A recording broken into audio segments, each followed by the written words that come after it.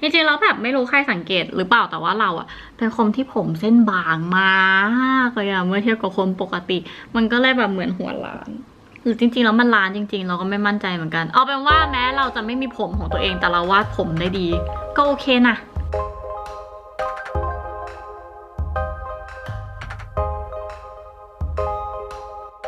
ผมในโลกนี้มันมีหลายสีมันมีหลักๆก็คือบลอนด์น้ำตาลแดงดำบลอนด์เนี่ยมันก็คือสีเหลืองได้กับแดงเนี่ยจริงๆแล้วเป็นสเปกตรัมเดียวกันเดี๋ยวเราจะเริ่มจากการลงสีบลอนด์ก่อนใครที่เคยย้อมผมทองอ่ะจะรู้ว่าถ้าเกิดว่าเราใส่สีเหลืองเข้าไปอย่างเดียวแล้วเราไม่ผสมสีม่วงลงไปในยาย้อมผมเลยอ่ะผมมันจะออกมาเหลืองแบบเหลืองไม่ดีอ่ะเหลืองไม่สวยถ้าอยากสวยเนี่ยเขาก็จะผสมม่วงทับชั้นใดชั้นนั้นในการวาดรูปก็ทำแบบเดียวกันเริ่มมาเราก็จะผสมสีครีมเหลืองแต่เสร็จแล้วพอเหลืองแล้วเนี่ยเราจะผสมสีม่วงเข้าไปด้วยนิดนึงมันจะออกมาเป็นเหลืองตุยๆหน่อยซอสมาแล้วจะเป็นสีอย่างนี้ซึ่งถ้าเราไล่สีดูเนี่ยนี่แหละคือสีบลอนด์แบบผมของคนบลอนด์มันจะคล้ายสีผิวมากถ้ารู้สึกว่าอยากให้มันเหลืองกว่านี้ก็เพิ่มเหลืองถ้าเป็นสีสตรอเบอรี่บลอนด์ที่เป็นสีแบบบลอนด์อมแดงก็เพิ่มแดงเข้าไปนิดหน่อยเท่านี้ถ้าเกิดว่าจะให้สวยอ่ะเราต้องลงให้โคนผมอ่ะมันออกสีน้ำตาลด้วยเพื่อที่จะแบบว่ามีการไล่สีก็อย่าลืมเฉดต่อมาคือ ginger ผมแดงเฉดแดงเนี่ยบอกว่าแดงก็จริงอะแต่จริงๆแล้วมันก็คือผมสีน้ำตาลที่อ่อนมากๆเท่านั้นเองดังนั้นเนี่ยเราจะเริ่มเบสจากการใช้สีน้ำตาลแล้วเร่งเหลืองกับแดงพอเราใช้เบสเป็นสีครีมสีน้ำตาลนะสีมันจะดูเป็นความเป็นจริงเป็นมนุษย์มากขึ้นเช่นเดียวกันตรงโคนอะไรเงี้ยใช้สีน้ำตาลตอนที่วาดผมสีดำอะก็อย่าใช้สีดำเดี๋ยวจะทำให้ดูตรงไหนที่อยากให้แดงขึ้นก็ค่อยเติมเข้าไปนี่คือ ginger ต่อมา brunette brunette มันก็คือผมจินเจอร์ที่เข้มลงแทนที่เราจะเติมดำทุกคนเวลาจะทำจินเจอร์ก็คือจะเติมดำใช่ไหมแต่ว่าในอันนี้เราจะทำเป็นสีม่วงเข้มแทนถ้าอยากให้ขาวใช้สีครีมถ้าอยากให้ดำลงใช้สีม่วงนั่นแหละคือหลักการการผสมสีผม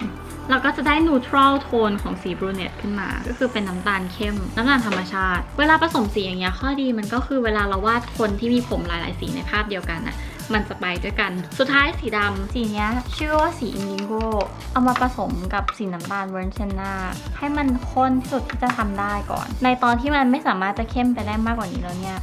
เราก็จะค่อย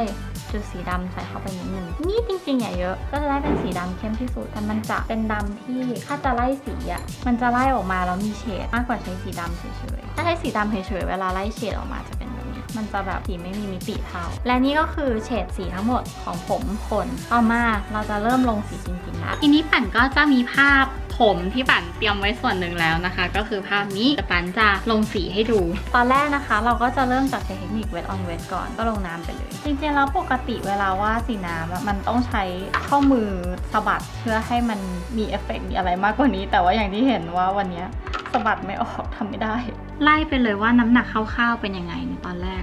ต่อไปนี้คือการที่เราเอาผู้กันดูดสีกวาดแน่นๆเลยเห็นไหมว่าผู้กันแบบมันโดนบี้แบบกระดาษขนาดไหนเราจะดึงสีกลับขึ้นมาได้ยิ่งกระดาษแข็งแรงมากก็จะยิ่งดึงสียิ่งใส่สียิ่งลงสีทับชั้นได้มากขึ้นในตอนนี้ตรงนี้มันเป็น wet on wet แต่ตรงนี้จริงๆแล้วมันยังเป็น dry ป่าจะทำ wet on dry เป็นแบบสับแบบปั่นๆมากๆก็คือเราจะต่อเอาตรงส่วนที่เปียกเนี่ยมาต่อกับแห้งเพื่อที่บางส่วนมันจะได้ดูเหมือนมันฟุ้งแล้วมันก็แห้งซึ่งวิธีการทำก็ไม่ยากเลยก็คือตอนที่กระดาษมันยังหมาดๆอยู่แต่ไม่ใช่เปียกแฉะนะคืออันนี้คือแห้งขึ้นมาระดับหนึ่งสมมุติว่าเปียกมี 100% อันนี้คือตอนเปียกแบบ 50% เราจะเอาผู้กันที่สี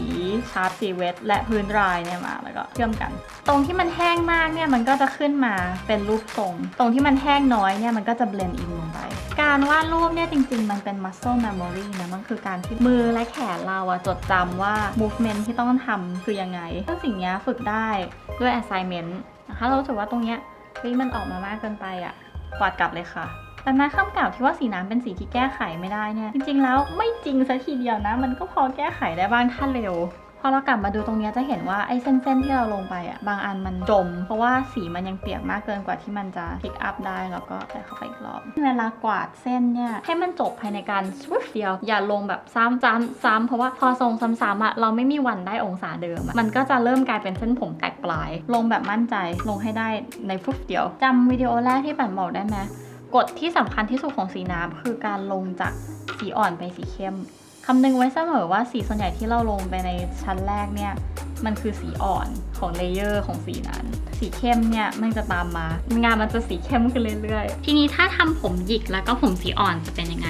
มาดูกันผมสีอ่อนเนี่ยสิ่งที่ต้องคำนึงก็คือมันจะมีตรงที่เป็นแสงแล้วก็เงาแล้วก็แสงแล้วก็เงาสลับกันไปเรื่อยๆมาลองดูผมเราตรงนี้คือผมเรามันตรงมากนะแต่ว่าสมมุติว่าผมเราหยิก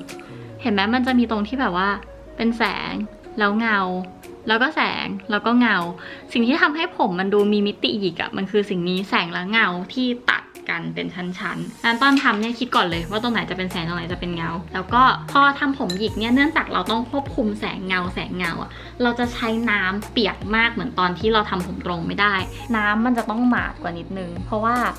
ในวิดีโอแรกที่เราพูดให้ฟังว่าพอตอนน้ำมันแฉะมากๆแล้วอะมันจะควบคุมสีได้ยากเพราะสีมันจะเบลนด์กันไปแบบไม่เชื่อฟังเราอะก็จะรอให้น้ำมันแห้งนิดนึงนะคะนี่ตอนนี้เราผสมสีเตรียมไว้เลยอันนี้เป็นสีของอ่อนอันนี้เป็นสีของเข้มทูโทน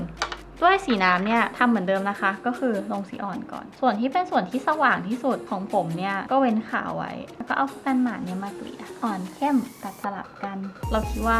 มันทุกคนจะได้ไม่เหงาตอนวาดน่าจะรู้สึกแบบเหมือนมีเพื่อนมากขึ้นถ้าเกิดว่าเรานั่งวาดเป็นตอนเล็กๆอยู่ข้างๆมันเริ่มแบบว่าเห็นเชฟขึ้นมาแล้วโดยที่เราไม่จำเป็นจะต้องตัดเส้นเลยอย่างที่บอกว่าวันนี้เนี่ยเราอาจจะแบบทำเส้นได้ไม่เฉียบเท่าไหร่นะคะต้องขอโทษด้วยและนี่คือวิธีการทำผมหยิกค่ะเดี๋ยวต่อไปเราจะมาใช้ผู้กันจิ๋วๆทำเส้นผมเป็นเส้นๆกันมันง่ายจริงๆไม่มีเทคนิคอะไรทั้งสิ้นแค่ต้องฝึกกล้ามเนื้อมือเยอะๆแล้วก็จะเอาสีที่เข้มที่ฉูดมา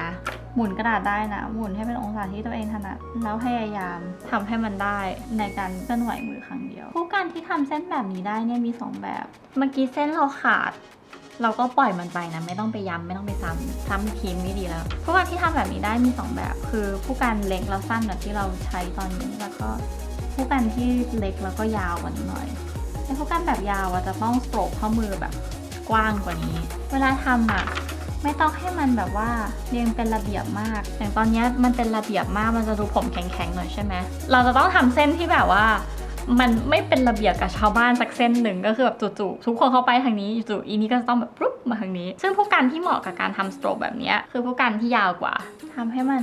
กระจายออกมานอกหัวหน่อยก็ได้สำหรับผมหยิกก็คล้ายๆกันอันนี้เราใช้สีเข้มกว่าที่ควรจะเป็นนะเพราะเราอยากให้เห็นชัดๆแต่ทีนี้ผมหยิกเนี่ยจะง่ายกว่าตรงที่เราไม่จำเป็นต้องทำทั้งหัวในทีเดียวเราทำไปเป็นล็อกๆได้และนั่นก็คือผมจริงๆมีเทคนิคที่สามารถเติมในภายหลังได้มันคือสีอะคริลิกและปากกาบอลพอยต์เพนสีขาวเราสามารถเอาสีพวกนั้นเนี่ยมาคัดให้เส้นมันขาวขึ้นที่หลังได้เราก็จะเอาแบบผู้กันจุ่มสีขาวแบบนี้ค่ะมาคัดขนขึ้นเป็นเส้นๆเรากำลังเรียนแบบความเป็นจริงให้ได้มากที่สุดจบแล้วกับการลงสีผมมันก็ง่ายๆแบบนี้เลยไม่มีอะไรมากเน้นการฝึกกล้ามเนื้อมือวิดีโอฝึกกล้ามเนื้อไซเมนต์มือก็จะอยู่ตรงนี้นะคะสามารถฝึกทุกๆวันพร้อมกับฟังเราบ่นเรื่องไร้สาระไปเรื่อยๆได้เพื่อความบันเทิงขอบคุณทุกคนมากเลยนะคะที่มาดูวิดีโอวันนี้ไว้เจอกันใหม่บ๊ายบาย